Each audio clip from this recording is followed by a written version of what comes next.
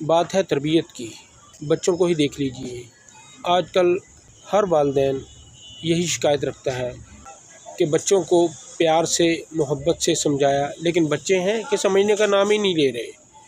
لیکن اللہ کے نبی صلی اللہ علیہ وسلم کا انداز تربیت کیا تھا، ملاحظہ کیجئے۔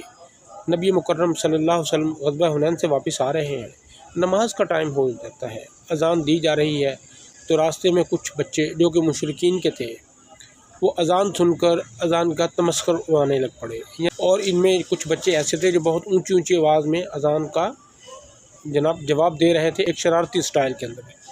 نبی مکرم صلی اللہ علیہ وسلم نے بچوں کو بلایا اور پوچھا تم میں سے کون ہے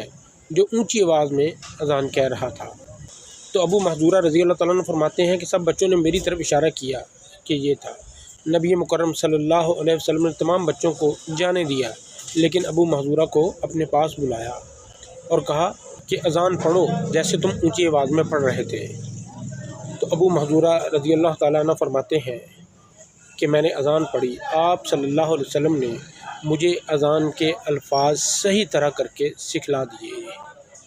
ابو محذورہ رضی اللہ تعالیٰ عنہ نے خواہش کی کہ اے اللہ کے نبی، چونکہ اذان کے اندر اشہد ان لا الہ الا اللہ، اشہد ان محمد رسول اللہ کے الفاظ آتے ہیں، تو لہٰذا ابو محذورہ رضی اللہ تعالیٰ نے اسلام قبول کر لیا۔ ابو محذورہ رضی اللہ تعالیٰ نے فرمایا کہ مجھے مکہ میں مؤذن مقرر کر دیا جائے۔ نبی صلی اللہ علیہ وسلم نے مکہ کے گورنر کو جو اس وقت تھے ان کو پیغام بھیجا کہ ابو محذورہ رضی اللہ تعالیٰ عنہ کو اپنے پاس ایز اے مؤذن مقرر کر لیں۔ ہم نے آج تک یہی سنا ہے کہ سب سے پہلے مؤذن جو ہیں حضرت بلال حبشی رضی اللہ تعالیٰ عنہ تھے، لیکن ایسا نہیں۔ آپ صلی اللہ علیہ وسلم نے ابو محذورہ رضی اللہ تعالیٰ کے سر پر پیار اور شفقت سے بھرپور ہاتھ پھیرا اور اپنی جیب سے چند سکے نکال کر دیے، تو جس پر ابو محذورہ رضی اللہ تعالیٰ عنہ بہت خوش ہوئے،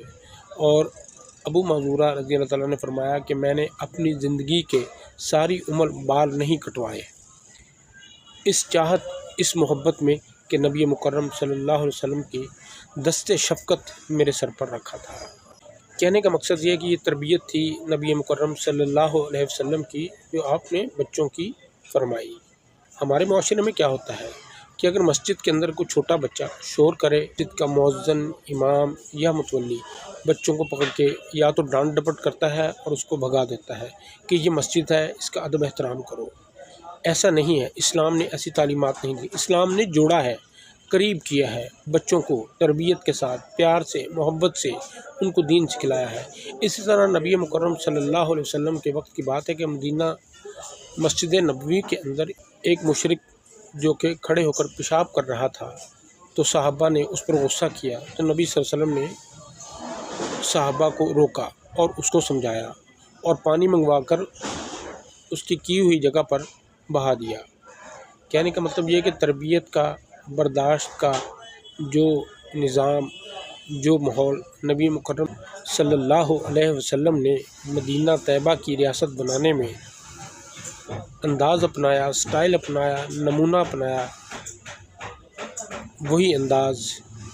آج ہم لوگوں کو چاہیے کہ اپنے معاشرے کو سدھارنے کے لیے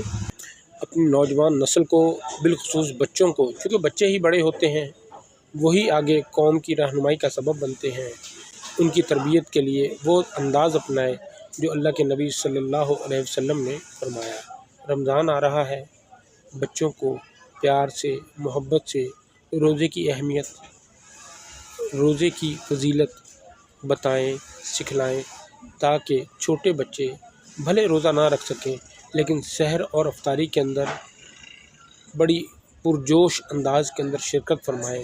جس سے اللہ تعالی ہمارے گھروں کو اسلامی چال ڈھال میں تبدیل کر دے گا۔ اللہ تعالیٰ سے دعا ہے کہ اللہ تعالیٰ ہم کو جو سنا کہا، سب سے پہلے مجھے، اس کے بعد ہم سب کو عمل کرنے کی توفیق عطا فرمائے۔ السلام علیکم ورحمۃ اللہ وبرکاتہ۔